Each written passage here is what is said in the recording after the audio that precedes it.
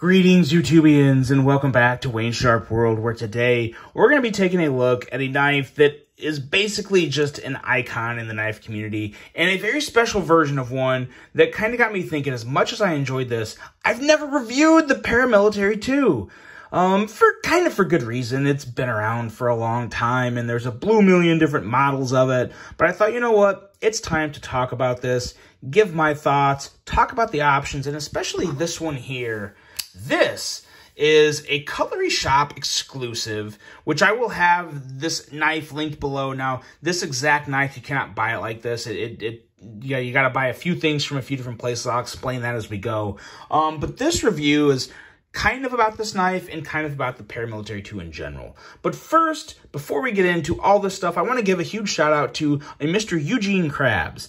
Now, he is a regular viewer of the channel, and he emailed me one day and said, "Hey, Wayne, I've watched your channel for a long time. I really love your content. I would like you to, take a look at my personal collection and see if there's anything that, that gets your attention that you'd want to take a look at and get on the channel. I'd be more than happy to send it to you." So I really do appreciate that. It is because of that type of generosity and trust from viewers watching these that they really make the knife community a better place, and they really help creators like me bring content that hopefully everyone enjoys. So thank you very much, Eugene Krabs. And if you guys see Mr. Krabs comment in the any of the comment sections of my videos, be sure to just say hi and just tell him hi and tell him thank you for being a good dude. So now with that being said, we've got this PM2 here. And let's take a look at some overall specs on this knife to kind of give you a general overview of just what the Paramilitary 2 is. This is my personal Paramilitary 2, and I figured we just have them both on here to talk about maybe some differences on the blades and the handles and whatnot. So let's go into the specs here, and they're pretty much the same for both of these. You'll know the differences when you hear them. Overall length, 8.25 inches, a blade length coming in at 3.44 inches with a blade width at 1.30 inches. Blade thickness on both of these guys is 146 thousandths with a blade material of S30V on this one. This happens to be a DLT Trading exclusive M390 blade. We have a Warncliffe style blade compared to kind of just your traditional Paramilitary 2 blade, which I guess is kind of a clip point. I don't really know what the Paramilitary 2 original blade is considered. If you know, let me know in the comments. I probably saw it at some point. It's just something I don't really keep in the memory bank. But going into the grind, you of course have that great Spyderco full flat grind on both of these, but with obviously very different blade shapes and edges. You have a handle length at 4.81 inches, a handle thickness at 520 thousandths for this one. And I haven't done the thickness on the standard size, but I'm assuming it's very similar, if not the exact same. We have a handle width at 1.12 inches. And handle material, this is Flytanium contoured carbon fiber. I will have all the accessories to this knife linked below if you guys really want one. And these are Sharp Dress Knife Scales. Sharp Dress Knives is another aftermarket creator that makes third-party scales and does a very good job at what he does as well. For the locking mechanism, you have the compression lock, which is I love it. Some people don't like it. I love the compression lock. Works very well to get the blade closed quickly and easily. So no issue there with the compression lock. When it comes to the user, you of course have the traditional right or left hand carry, or actually right or left hand tip up or tip down carry on most PM2s, but these two with special scales, you only have right hand only tip up carry, which is obviously what I prefer. Other people would want something different if you're a lefty. And there is of course lefty versions of aftermarket scales as well. Weight, standard PM2, I don't think either one of these are standard, but the standard weight for PM2 is 3.75 ounces. Designed by Sal and Eric Glesser, obviously of Spyderco. I think everybody knows who Sal and Eric Glesser is. And the price. Now, let me just put that aside. We won't talk about the price of this one.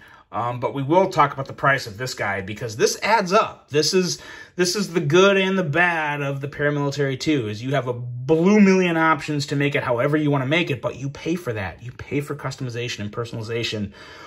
So the knife in general, if you get just the knife, which comes with the very standard Paramilitary 2 handle, you're looking at $189. So all you're basically going to get from Cutlery Shop is this blade in a very standard handle. But still, very nice knife at $189. Then you can get these scales from Flytanium or any retailer that carries Flytanium.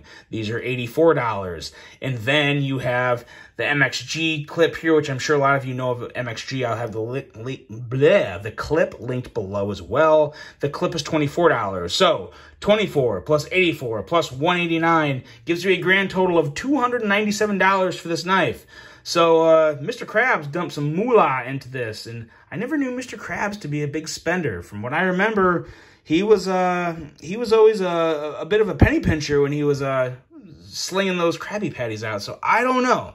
Maybe he has seen the way and he's fully dived into the knife community, or he's good to throw down his hard-earned Krabby Patty money on a very nice upgraded PM2, which I gotta say, he's got some really good taste, because this is one sick setup for a PM2. Now, the size comparisons. We'll just do a couple quick size comparisons because I don't want this video to be too long.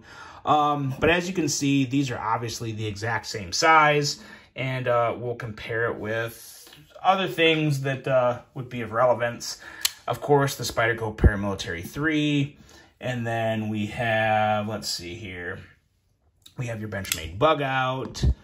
But yeah, so obviously it's a bigger knife. I think that pretty much gives everything away here. I have, let's see, here I got the Hogue Doug Ritter RSK. I've got my special edition RSK coming. They'll be in, I don't know if that'll be before or after you see this, but yeah, at this moment in time I'm recording this, very excited to get my exclusive Magna Cut with carbon fiber Ritter RSK. Super excited about that. But okay, there's your size comparisons. Let's get to talking about the Paramilitary 2. But first, let's talk about just this blade shape here, because this really is a highlight, a very unique blade shape, and one that I really enjoy. And it's kind of a bird bill looking type warney.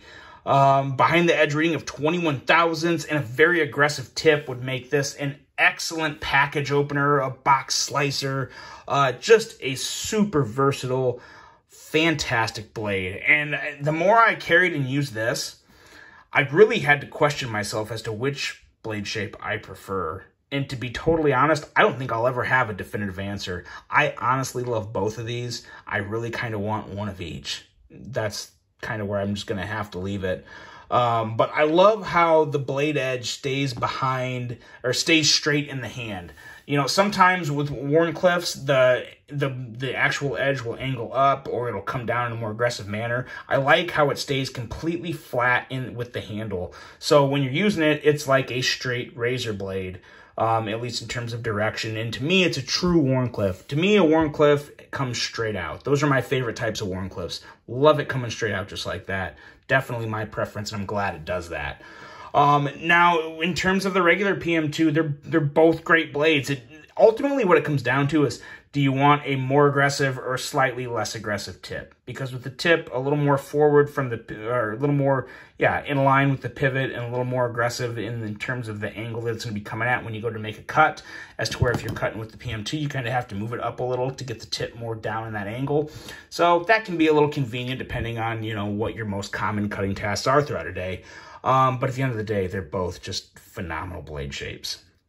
Now, when you get into the handles of a Paramilitary 2, this is, again, another thing that, in my opinion, makes this knife one of the best ever, because it's got all the curves in all the right places, an excellent choilish area with jimping on both sides, top and bottom, as you can see on both of these here.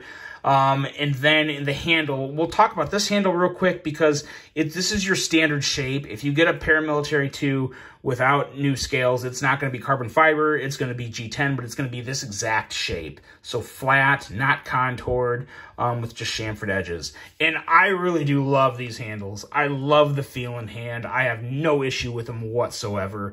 I think bigger hands may even like the non-contoured scales. But... big but, these feel just as good. And on a given day, I might like these a little more. I think if you have a little smaller hands, you're definitely going to prefer the contoured scales. And it's like different elements of contouring. You know, it's rounded at the top here, but then as you get into these areas here, there's even a little more detail, a little more curvature on the inside for when your fingers are wrapping around. And it really does hug the hand extremely well. I gotta say, I really do love this. But again, which one would I rather have? I'm really at a loss for words. I couldn't pick just one. I honestly couldn't. But again, this is such a good knife, and these are two such different knives. I wouldn't mind having both of them, and it'd be just a really nice little PM2 collection here. But I just love the handle in general for the belly, which obviously you have on both, the width, the length. It's just an excellent handle, and again, I think that's a huge reason on why the Paramilitary 2 has been such a popular seller. And both of these are prime examples of why the Paramilitary 2 is also one of the best knives you can get for the endless customization options. What you have here, we're going to close this. Or actually, no, because we'll start with the blade. You have two different blade shapes and two different blade steels. Now, when it comes to blade steels, most of you guys probably know, you can get the Paramilitary 2 blade in probably 20 different steels, if not more. I mean, it's been offered in so many different steels. I love this M3 Satin M390 version from DLT. It's no longer available, but maybe I'm sure they'll probably bring it back at some point. And this is the typical S30V blade, which is kind of the standard run. Well, no, it's not anymore. Now the standard run is S45VN, but S30V is still a fantastic steel. No real issue with it, but a very different blade shape. So just the blade alone, you have endless options of blade steel and blade shape. Then you get into the handle. We have two different handles here, both from different aftermarket suppliers. Titanium, Sharp Dress knives, both fantastic quality, both more on the expensive side. These were $84, and these ones I paid like, I want to say I paid like, I think $129 for these. So, not cheap. You know, you pay for the personal touch. You pay to make it yours. But at the end of the day, if it's a knife that you want to keep forever or for a very long time, and this is definitely a knife that would last a lifetime, in my opinion, as long as you don't do anything too crazy with it, it's justified, especially if you really enjoy pocket knives. And I think if you're watching this video, you probably do. I know I do, so no issue there. And then clips, two different aftermarket clips. This one here is from Lynch Northwest. This here is from MXG. They're both excellent clips. I honestly like both of them. I like the sleeker look of the MXG, and I've had MXG clips in the past on other knives. No issue with them whatsoever. Lynch, to me, Lynch and Spyderco go together like chocolate and peanut butter. Just really, really good. They just do an amazing job with their clips. And again, these are both fully made in America. Everything on both of these knives you see here are American made, and most of it's aftermarket. So the options, the flavors of what you can do to a PM2 is really second to none, in my opinion. I would much rather dress up a PM2 over a bug out. They both have great options, but I just love the size of this knife. I love the blade options. They're just really hard to beat. And the action, the middle finger flicking with a Spyderco Spidey hole, in terms of feel and action, you cannot beat it. Now, a lot of people will say they don't like the looks of it, or some people will say they don't like the looks of the Spidey hole because it's just so big, and it does kind of stick out. And I get that. And you know, I was into collecting knives, well, I wasn't into collecting. I do collect, but collecting the whole knife game. When I first got into knives, I wasn't a Spyderco fan because I didn't like the way their knives looked. After a couple years, they wore off on me. They wore on to me. They got my attention, and I bought one. I bought a Paramilitary 2. It was the first Spyderco I ever bought, and the rest is history. Spyderco is honestly one of my favorite manufacturers to this day. So they've really, really found a spot in my heart and my collection, and I really super enjoy them. That's why I just really wanted to make this video. To show off Eugene Crabbe's badass PM2, and also just talk about why I enjoy this knife so much. You can also always, of course, still talking about the action here. The slow roll with the Spidey hole is very, very good. And, of course, you can do everything from the thumb flick to, of course, on this one, you can middle finger flick it. And, you know, of course, the slow roll is always good. So, okay, I think I'm done. I think I've made my point. I think you guys probably know what my overall thoughts on this knife and the PM2 in general. It's iconic and it's amazing, I guess, are the two words I would use to first describe the PM2. It's one, if you were just going to have if you're going to make a collection with 5 knives, this would be one of them. I would say get yourself a PM2 and customize the hell out of it, make it yours, and that would be a great start to any collection because it really is that great of a knife. I'm sure a lot of you, if not most or all of you, have handled or owned a PM2 at some point in your knife using and collecting days. Let me know what you think of this model. I know there's a lot of opinions, but everybody in the comments, let me know about the Paramilitary 2. What is your dream Paramilitary 2? If you could make one with any specs, same size, but any specs, what would it be? What would the blade steel be? What would the handle material would be? Who would make it? Or who, you know, what aftermarket supplier would you get the materials from?